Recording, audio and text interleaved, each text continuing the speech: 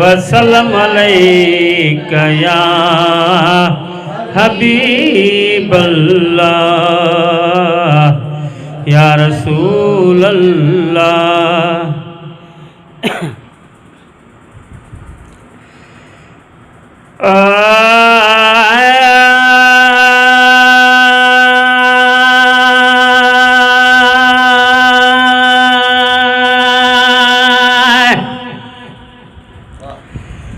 लोड़ो अजीज व्या लटे वो लटेला,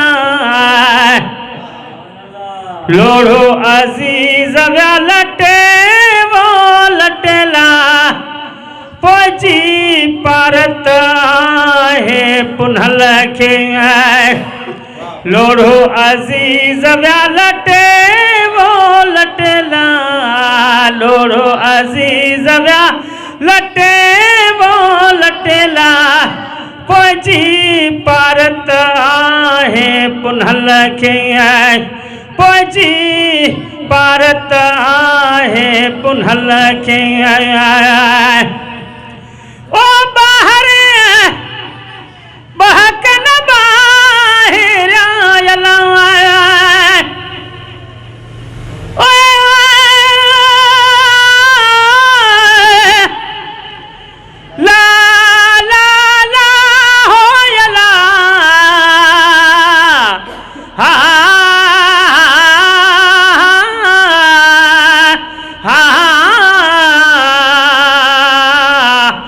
चल भिट वसई लतीफ कारियों को झोंकुड़ियों मूरन मोचारियों अला वठी वेठी वाटते खिखिया जूं कारियों उन्हनि जुआरियों वो समेरी केरु सहे यला।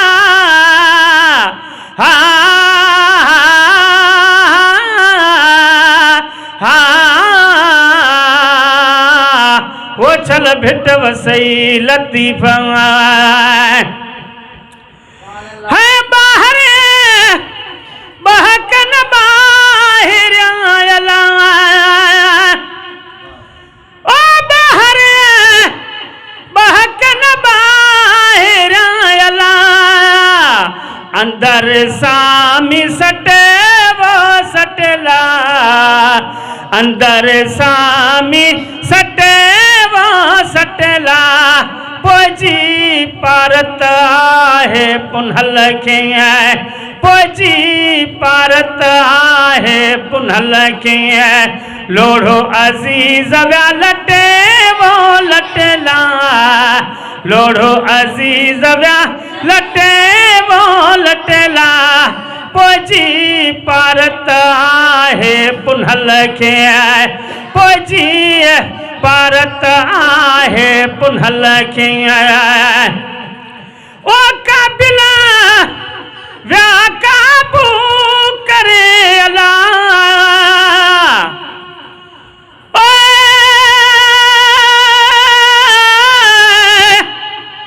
ला ला ला हो यला। हा हा वो चल बाज पवई अल्लाह परवा कुपना वन कर जीवो मत पानी के मुन पानला,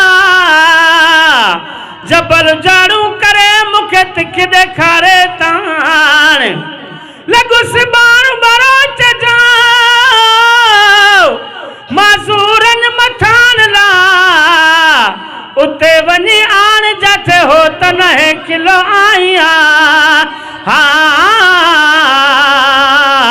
वो चल बाज पवई अल्लाह पर तू हबीब तू हबीब तू तबीब तू दर्दन जी दवायला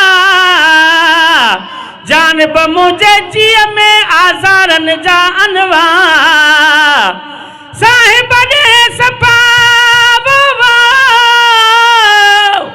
मियां मरीज़न के अला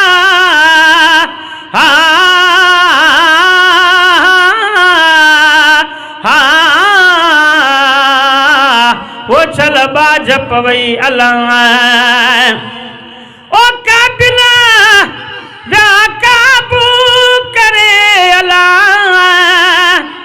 ओ काबिला व्या काबू करे अला हाणे त भागो खटे वो खटला हाणे त भागो खटे वो खटला पोजी पारत आहे पुनल के पोजी पारत आहे पुनल के लोढ़ो अजीज व्या लटे वो लटला लोढ़ो अजीज व्या लटे वो लटला पोजी पारत आहे पुनल के पोजी पारत आहे पुनल के